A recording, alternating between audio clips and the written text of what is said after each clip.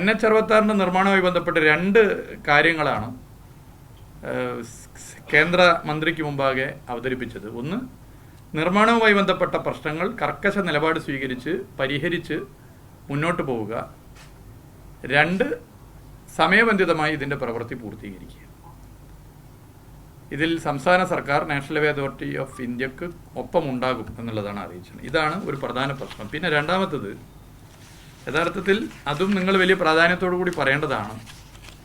പുതിയ പദ്ധതികൾ നമ്മുടെ സംസ്ഥാനത്തിന് ലഭ്യമാക്കാനുള്ള നിർണായകമായ ചില തീരുമാനങ്ങൾ ഇന്നത്തെ യോഗത്തിൽ വന്നിട്ടുണ്ട്. ഞാനതിൻ്റെ ഓരോ കാര്യത്തിലേക്കും കിടക്കുന്നില്ല.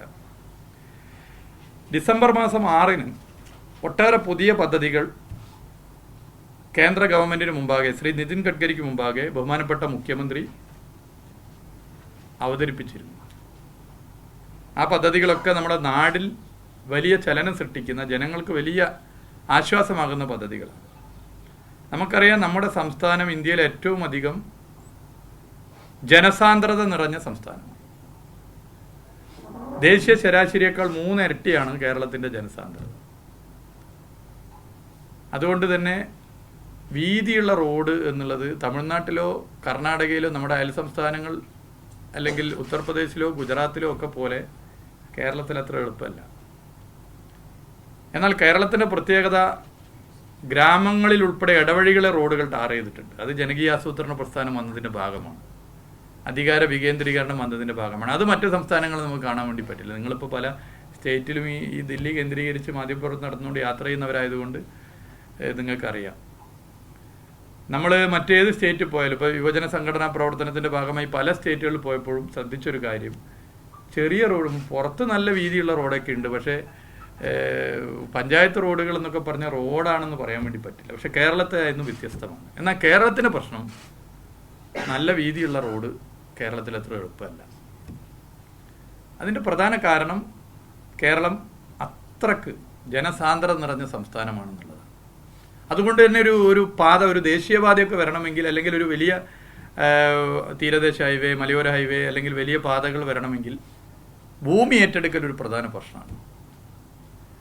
ഇന്ത്യയിലെ മറ്റു സംസ്ഥാനങ്ങളിൽ ഭൂമി ഏറ്റെടുക്കലിൻ്റെ തുകയും കേരളത്തിൽ ഭൂമി ഏറ്റെടുക്കലിൻ്റെ തുകയും താരതമ്യം ചെയ്ത് കഴിഞ്ഞാൽ ഞെട്ടുന്നതാണ് കണക്ക്. ഞാനൊരു ഏകദേശ കണക്ക് നിങ്ങളോട് പറയാം. ഒരു ഹെക്ടർ ഭൂമി എടുക്കാൻ ഇന്ത്യയിലെ മറ്റു സംസ്ഥാനങ്ങളിൽ 2 കോടി രൂപയാണ് ചിലവെങ്കിൽ കേരളത്തിൽ ഒരു ഹെക്ടർ ഭൂമിക്ക് 1 കിലോമീറ്റർ നമ്മൾ എടുത്തു കഴിഞ്ഞാൽ 37 കോടിയോളം രൂപ വരുമെന്നാണ് ഇപ്പോൾ ഒരു ഏകദേശ കണക്ക് പറഞ്ഞിട്ട്. അത്ര ഡിഫറൻസ് ആണ്. അപ്പോൾ ഇതൊരു വലിയ ടാസ്ക്കാണ്. ഭാവിയിൽ നമ്മൾ എങ്ങനെ പോകണം എന്നൊക്കെയുള്ള ഭാവിയിൽ പരിശോധിക്കേണ്ട കാര്യങ്ങളാണ്. എന്നാലും ഈ പരിമിതിയിൽ നിന്നുകൊണ്ടും ഭൂമി ഏറ്റെടുക്കലിന് എല്ലാ നിലയിലും നേതൃത്വം കൊടുത്തുകൊണ്ട് മുന്നോട്ട് പോകാൻ പുതിയ പല പദ്ധതികളുമാണ് ഡിസംബർ മാസം 6, 2024 ബഹുമാനപ്പെട്ട മുഖ്യമന്ത്രി ശ്രീ നിതിൻ ഗഡ്കരിയെ കണ്ടപ്പോൾ മുന്നോട്ട് വെച്ചത്.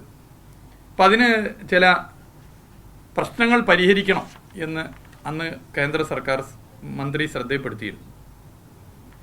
പുതിയ ദേശീയപാത പദ്ധതികൾ അനുവദിക്കുന്നതിനും നിലവിലുള്ള പദ്ധതികൾ സമയബന്ധിതമായി പൂർത്തിയാക്കുന്നതിനും national highway authority of India ആവശ്യപ്പെട്ട കാര്യങ്ങളൊക്കെ തന്നെ സംസ്ഥാന സർക്കാർ ഈ ചുരുങ്ങിയ സമയത്തിനകം, ഈ ഡിസംബർ 6 മുതൽ നമ്മളിപ്പോൾ ഇന്ന് ഇവിടെ ഒത്തുകൂടുന്ന ഈ ദിനം വരെ, ജൂൺ മാസം, പ്രശ്നങ്ങൾ പരിഹരിച്ച് മുന്നോട്ട് പോകാൻ വേണ്ടി സാധിച്ചു എന്നുള്ളതാണ്. അപ്പം അതിൽ ഒട്ടേറെ വിഷയങ്ങൾ കേരള സർക്കാർ ചടുലമായി ഇടപെട്ട് തീരുമാനം കൈക്കൊണ്ടു. National highway authority of India പദ്ധതികൾക്കുള്ള സംസ്ഥാന സർക്കാരിൻ്റെ GSTയും റോയൽറ്റിയും ഒഴിവാക്കിക്കൊണ്ട് മന്ത്രിസഭ തന്നെ തീരുമാനം കൈക്കൊണ്ടു. അത് നാഷണൽ ഹൈവേ അതോറിറ്റി ഓഫ് ഇന്ത്യയുടെ ഒരു ആവശ്യം കൂടിയായിരുന്നു.